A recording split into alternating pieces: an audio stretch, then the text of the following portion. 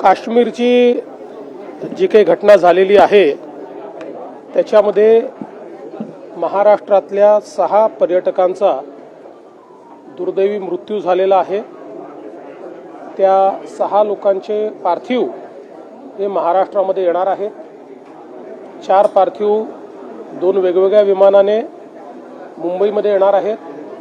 2 पार्थिव हे पुण्यामध्ये येणार आहेत। मुंबईमध्ये आशिष शेलारजी आणि मंगलप्रभात लोढाजी हे 2 मंत्री एअरपोर्टवर सगळ्या व्यवस्था पाहत आहेत।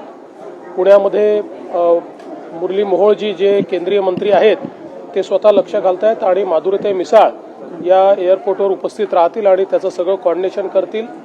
याच्या व्यतिरिक्त आपले जे आपत्ती व्यवस्थापन मंत्री आहेत गिरीश महाजन हे स्वतः श्रीनगरला पोहोचत आहेत।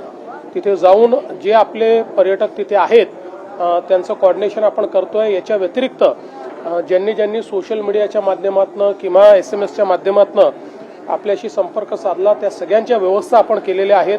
त्यातले काही लोक आज इंडिगोने एक विशेष विमान ठेवलेलं आहे त्याच्यामध्ये आपण त्यांच्या सीट्स बुक केलेल्या आहेत, त्यांना आपण परत आणतो आहोत। आज दिवसभरात अजून कोणाकोणाला अशा प्रकारची आवश्यकता आहे परत आणण्याची व्यवस्था करायची आहे याचा सगळा आढावा घेऊन उद्या पुन्हा आम्ही केंद्रीय मंत्री आपले राज्यमंत्री श्री मुरलीधर मोहोळ यांना विनंती केली आहे की आपण इंडिगोला उद्या एक विशेष विमान त्या ठिकाणी देण्याची किंवा ॲडिशनल विमान विशेषपेक्षा त्यांच्या जे रेग्युलर ट्रिप आहेत त्यापेक्षा एक ॲडिशनल विमान महाराष्ट्रात आणणारं मुंबईला वगैरे येणारं असं त्यांनी द्यावं अशी विनंती करावी आणि त्या ठिकाणी जे काही त्याला आवश्यक तिकीट्स वगैरे आहेत त्याची व्यवस्था आपण करू। तर ते मुरली मोहोळजी ते देखील बघत आहेत। त्यामुळे वेगवेगळ्या ठिकाणी आता सगळे आपले पर्यटक सुरक्षित आहेत, पण एक त्यांच्यात एन्झायटी आहे कारण ही घटना घडल्यामुळे आम्हाला परत कसं लवकर जाता येईल अशा प्रकारचा प्रयत्न आहे। तर त्या दृष्टीने ज्या ज्या व्यवस्था करता येतील बाय रोड असेल किंवा अजून कुठल्या पद्धतीने असेल तर त्या सगळ्या व्यवस्था करण्याचा प्रयत्न आपला चाललेला आहे। मंत्रालयाचं जे आपलं त्या ठिकाणी आपली जी वॉर रूम आहे किंवा आपत्ती व्यवस्थापन केंद्र आहे त्याही ठिकाणी आपण सगळ्या व्यवस्था आता उभ्या केलेल्या आहेत की ज्या माध्यमातून कोणालाही माहिती द्यायची असेल किंवा घ्यायची असेल तर त्या ठिकाणून घेता येईल। जम्मू काश्मीर तिथली जी काही प्रशासन आहे तेही अतिशय चांगल्या प्रकारे रिस्पॉन्ड करतात। त्यांना आम्ही कुठली गोष्ट विचारली तर तात्काळ त्यांच्याकडनं आम्हाला त्याचं उत्तर मिळतं किंवा ते तशा प्रकारच्या व्यवस्था करतात। जे काही जखमी आहेत त्यांच्यावर उपचार चाललेले आहेत आणि योग्य प्रकारचे उपचार चाललेले आहेत। त्यामुळे जखमींना डॉक्टरांनी परमिट केल्यानंतर इकडे आणण्याची व्यवस्था जी आहे ती आम्ही करू। त्यांच्या परिवाराला त्याच्या आधी यायचं असेल तर ते देखील आणण्याची व्यवस्था जी आहे ती आम्ही करू। दुर्दैवाने जे मृत्युमुखी पडलेले आहेत त्यांना आपण 5 लाख रुपये प्रत्येकी त्यांच्या परिवाराला त्या ठिकाणी देत असतो। अर्थात पैशाने कोणाचंही जीवन परत येऊ शकत नाही, पण एक आधार म्हणून आपण ते देतो। त्यामुळे तशा प्रकारे ती मदत देखील या ठिकाणी करण्यात येईल आणि जे काही करणं आवश्यक आहे ते आम्ही करतो। मी स्वतः त्याच्यामध्ये लक्ष घालतो।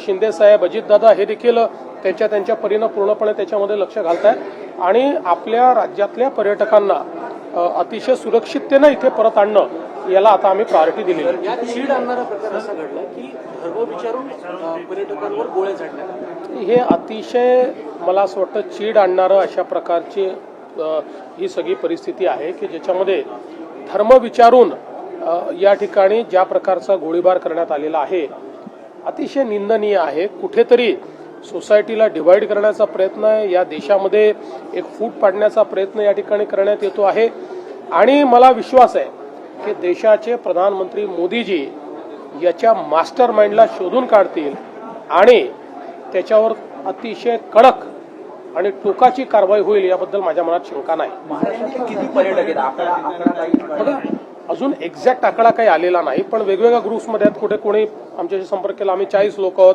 कोणी संपर्क केला आम्ही 50 लोक आहोत। कारण अशा प्रकारचं रजिस्ट्रेशन तर काही नसतं, पण आता जसा संपर्क होतोय त्यातनं तो आकडा हळूहळू लक्षात येतो। नक्षलवाद्यांच्या विरोधात रोजच कारवाया सुरू आहेत। नक्षल्यांचा बालेकिल्ला म्हणून ओळखला जाणारा गडचिरोली जिल्हा आता स्टील सिटी म्हणून उदयास आलाय। मला असं वाटतं की गडचिरोलीमध्ये एक मोठं परिवर्तन झालेलं आहे।